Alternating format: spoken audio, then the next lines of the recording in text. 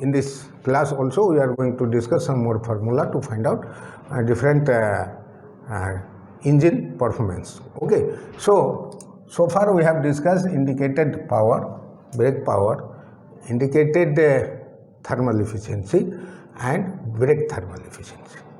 Okay, and next is, let us discuss specific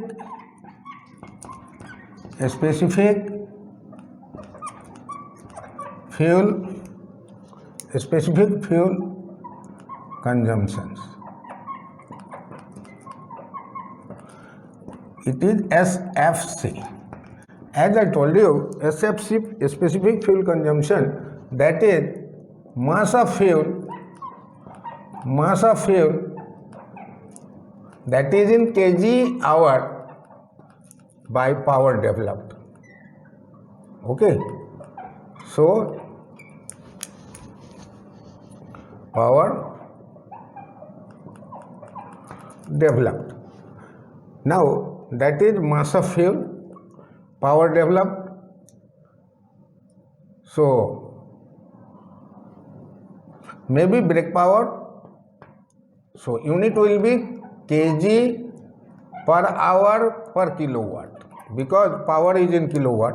So there is also two types of specific fuel consumption. Indicated specific fuel consumption is equal to mass of fuel by indicated power, that will be also kg hour actually, kg per hour kilowatt, that is indicated power. And suppose brake specific fuel consumption is there, so it is mass of fuel only by brake power, unit will be the same, kg per hour per kilowatt. Okay, so that is another specific fuel consumption. This gives us very important information, because this specific fuel consumption means for one brake power development, how much mass is used, that ratio mass of fuel by brake power, so that is called brake specific fuel consumption. Okay, so that is brake specific fuel consumption. Another is volumetric efficiency, as I told you. So volumetric efficiency. Volumetric efficiency, remember, it is actual volume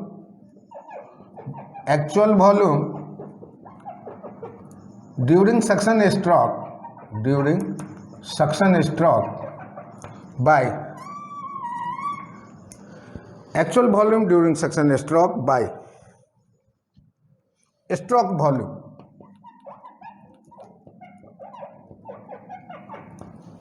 Okay, so volumetric efficiency, actual volume is nothing but V1 by stroke volume is Vs. So actual volume we can find out by P1 V1 MRT1 by that formula also, and stroke volume, there are so many formula to find out stroke volume. Like see here, stroke volume is nothing but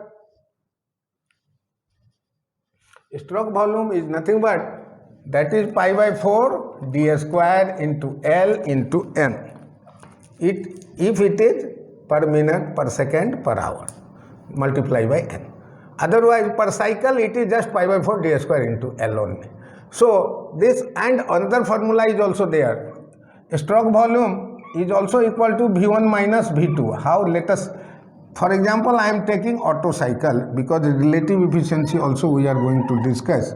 So this is Otto cycle.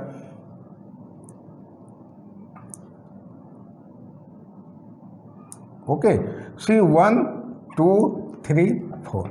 So this is your stroke volume. This is stroke volume Vs. So if you talk about this one, 1, 2, this is Vc. This is also called Vc, clearance volume. This much space is left to avoid the direct contact between the cylinder heads. So stroke volume is nothing but V1 minus V2. So it is, see here, V1 minus V2 is Vc. So V1 will be equal to Vs plus Vc. So clearance volume will be there. Stroke volume, you know, pi by 4 ds square. So actual volume by stroke volume, we can find out the volumetric efficiencies. And another efficiency is there, relative efficiency also. Relative efficiency. So relative efficiency eta R is equal to thermal efficiency by air standard efficiency. Air standard efficiency. So air standard efficiency may be Otto cycle, diesel cycle or dual cycle, what we have studied. Okay, so we can sum up here thermal efficiency by air standard efficiency. I am writing A. So that is relative efficiency. Suppose air efficiency is there, so we can find out thermal efficiency by using the relative efficiency. Okay, so let us sum up what we have studied in this class. A specific fuel consumption is defined as the ratio of mass of the fuel, that is in kg per hour, and power developed. As I told you, there are two types of specific fuel consumption: indicated specific fuel consumption and break specific fuel consumption. So indicated specific fuel consumption is nothing but actually mass of fuel by IP, kg per hour kilowatt, and break specific fuel consumption MF by BP. So kg per hour kilowatt. Volumetric efficiency is actual volume during suction stroke by the stroke volume. So actual volume is V1 by Vs.